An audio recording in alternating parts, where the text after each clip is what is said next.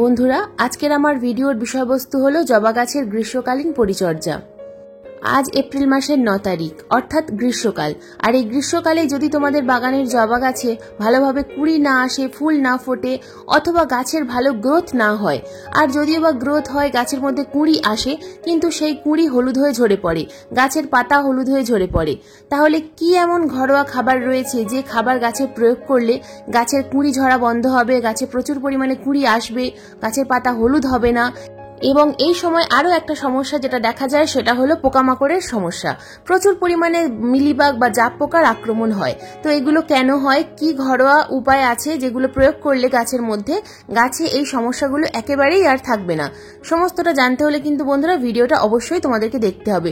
ভিডিওর মধ্যে এমন কিছু জিনিস রয়েছে যেগুলো আমি বলবো, কয়েকটা টিপস রয়েছে যে টিপসগুলো ফলো করলে গাছের সমস্যা তো কমবে, সাথে সাথে গাছে আসবে প্রচুর পরিমাণে কুঁড়ি।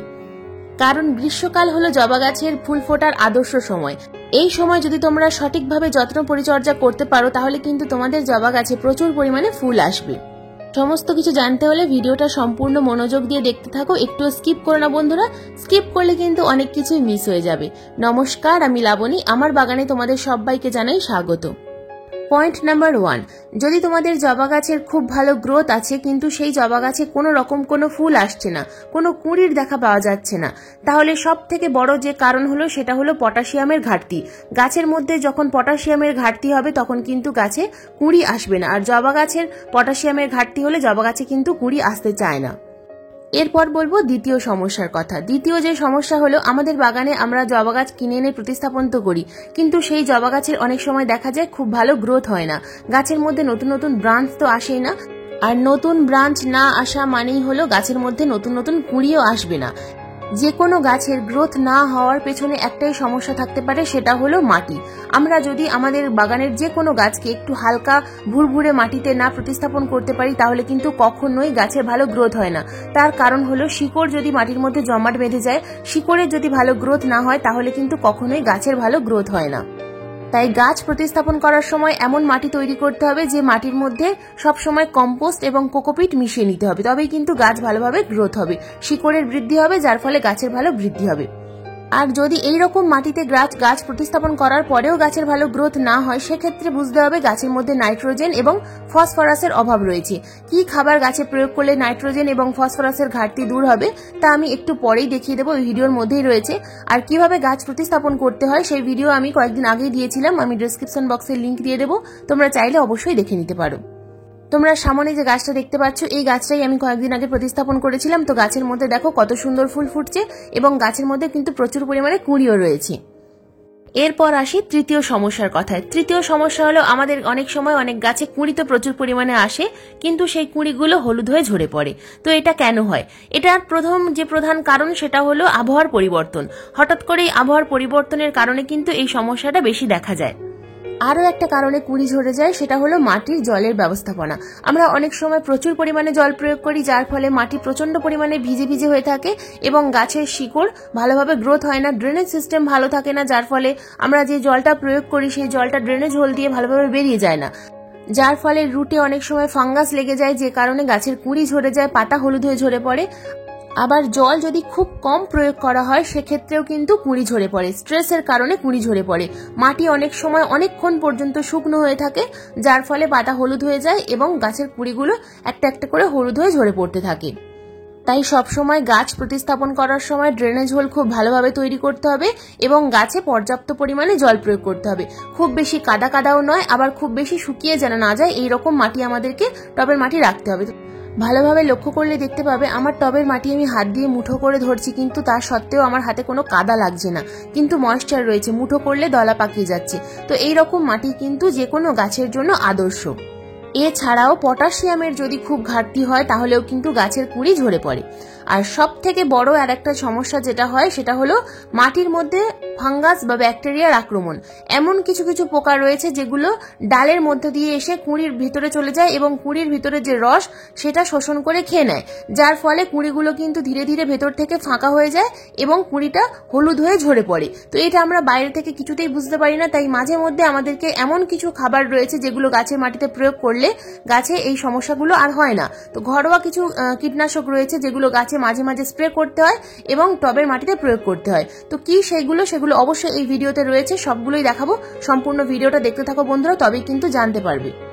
শুধুমাত্র ঘরোয়া খাবার আর কীটনাশক প্রয়োগ করলাম গাছ সুস্থ হয়ে গেল তা নয় বন্ধুরা, এই ছোট্ট ছোট্ট কিছু টিপস রয়েছে, এগুলো কিন্তু অবশ্যই জানা দরকার, তবেই কিন্তু আমরা আমাদের জবা গাছকে দীর্ঘদিন সুস্থ রাখতে পারবো। ঘরোয়া কীটনাশক তো অবশ্যই তৈরি করে দেখাবো, কিন্তু তার আগে তৈরি করব ফার্টিলাইজার।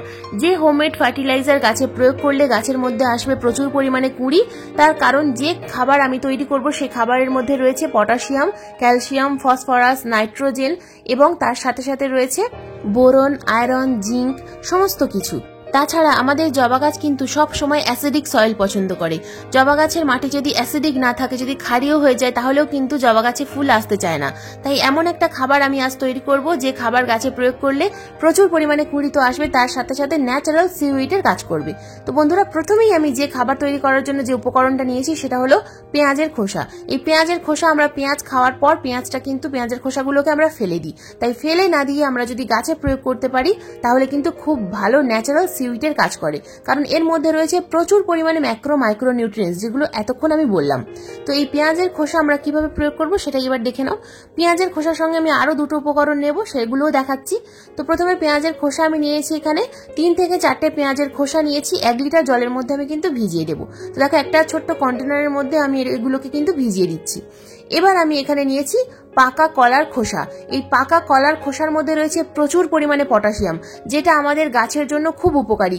গাছে যদি ফুল না আসে, যে সমস্ত গাছে একেবারেই ফুল আসছে না, তোমাদের বাগানের সেই সমস্ত গাছে যদি এই কলার খোসা ভেজানো জল গাছে প্রয়োগ করতে পারো বন্ধুরা, তাহলে আমি 100% গ্যারান্টি দিয়ে বলতে পারি 15 দিনের মধ্যে কিন্তু সেই গাছে অবশ্যই কুঁড়ি চলে আসবে। তো বন্ধুরা দেখো, আমি এখানে 4-5টা পাকা কলার খোসা নিয়েছি এবং নিয়ে নিয়েছি আমি একটা পাতি লেবুর খোসা। তো এই পাতি লেবু আমরা গ্রীষ্মকালে প্রচুর পরিমাণে ব্যবহার করি, আমরা সবাই খাই। তো এই পাতিলেবুর খোসাগুলো ফেলে না দিয়ে আমরা যদি এই খাবার তৈরি করার জন্য কাজে লাগাই, আমরা গাছের খাবার হিসেবে ব্যবহার করতে পারি, তাহলে কিন্তু এই লেবুর খোসার যে রসটা তৈরি হবে, এটা গাছে প্রয়োগ করার ফলে টবের মাটি কিন্তু অ্যাসিডিক থাকবে এবং এই লেবুর খোসার মধ্যে রয়েছে সাইট্রিক অ্যাসিড, যেটা আমাদের গাছের জন্য কিন্তু খুব উপকারী। তো বন্ধুরা, এই 3টে উপকরণ আমি কিন্তু 1 লিটার জলের মধ্যে ভিজিয়ে রেখে দেবো 24 ঘন্টার জন্য। তোমরা চাইলে এটা কিন্তু অবশ্যই 48 ঘন্টার জন্য ভিজিয়ে রাখতে পারো, এর বেশি নয়। তো আমি এখানে 24 ঘন্টার জন্য ভিজিয়ে তোমাদের দেখাচ্ছি, তোমরা 48 ঘন্টার জন্য ভিজিয়ে রেখে তারপর ইউজ করতে পারো। তো দেখো, আমি এখানে 24 ঘন্টা ভিজিয়ে রেখেছিলাম, তো জলের কালারটা সম্পূর্ণ চেঞ্জ হয়ে গেছে। এবার আমি এটা অন্য একটা পাত্রের মধ্যে এই যে লিকুইডটা তৈরি হয়েছে, এই লিকুইডটা কিন্তু ছেঁকে নেব। তার কারণ এই যে কলার খোসা, পেঁয়াজের খোসা বা লেবুর খোসা, এগুলো কিন্তু টবের মাটিতে প্রয়োগ করা যাবে না, শুধুমাত্র এর যে নির্যাস সেটাই আমরা টবের মাটিতে প্রয়োগ করব। তো দেখো বন্ধুরা, কিছুটা পরিমাণ যে লিকুইডটা আমি কিন্তু অন্য একটা পাত্রের মধ্যে ছেঁকে নিলাম। তো এই 500 ml লিকুইডের মধ্যে আমি আরো সাধারণ 500 ml সাধারণ জল দিয়ে দিলাম, কারণ সব সময় যে কোনো জৈব খাবার ডাইলিউট করে তবেই কিন্তু গাছে প্রয়োগ করতে হবে, তবে ভালো রেজাল্ট পাওয়া যাবে বন্ধুরা, তা না হলে কিন্তু গাছের ক্ষতি হতে পারে। তো দেখো, আমি কিন্তু সম্পূর্ণ লিকুইডটাকে সাধারণ জলের সাথে ডাইলিউট করে নিলাম।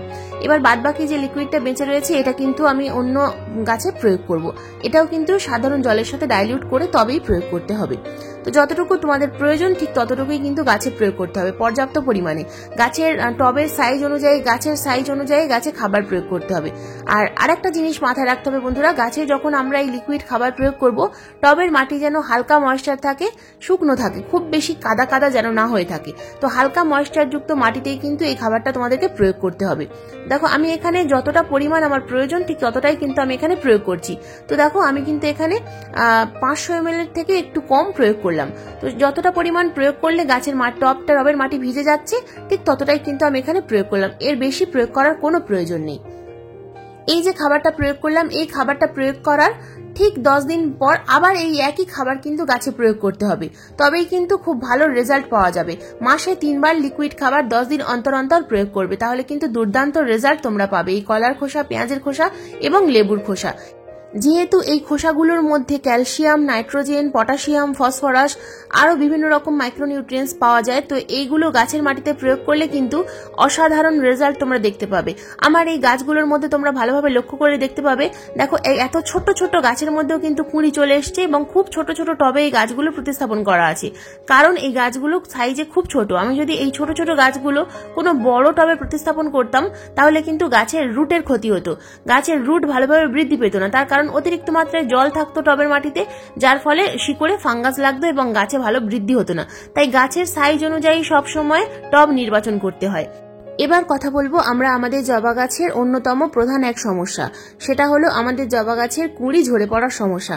দেখো বন্ধুরা, আমি অন্য একটা জবা গাছের মধ্যে এই সমস্যাটা তোমাদের ট্রিটমেন্ট করে দেখাবো। কুঁড়ি আমাদের গাছের বিভিন্ন কারণে ঝরে পড়ে। তো দেখো, প্রথম যে কারণটা হলো সেটা হলো জাপ পোকা বা মিলিবাগের সমস্যা। এই জাপ পোকা বা মিলিবাগ এই সময় আমাদের গাছে কিন্তু প্রচন্ড পরিমাণে দেখা যায় এবং যার ফলে গাছের পাতা হলুদ হয়ে ঝরে পড়ে। তো টবের মাটিতেও বিভিন্ন রকম ব্যাকটেরিয়া বা ফাঙ্গাস থাকতে পারে এবং টবের যে কুঁড়িতে ফুলের যে কুঁড়ি, সেই কুঁড়ির মধ্যেও বিভিন্ন রকম পোকামাকড়ের অ্যাটাক হতে পারে। তাই আজকের আমি একটা ঘরোয়া হোমমেড ন্যাচারাল কীটনাশক তৈরি করে দেখাবো, যে কীটনাশক গাছে প্রয়োগ করার ফলে এই সমস্ত সমস্যা কিন্তু একেবারেই আর থাকবে না। তো এই যে জাপ পোকা, এই জাপ পোকা আমাদের গাছে প্রচুর পরিমাণে আক্রমণ করে। তো এটা আমাদের টবের মাটিতেও থাকতে পারে, আবার গাছের কুঁড়িতেও থাকতে পারে। তো প্রথমেই যে কাজটা করতে হবে সেটা হলো টবের যে মাটি, এই টবের মাটিটাকে আমাদেরকে দুদিনের জন্য ভালোভাবে শুকনো করে নিতে হবে।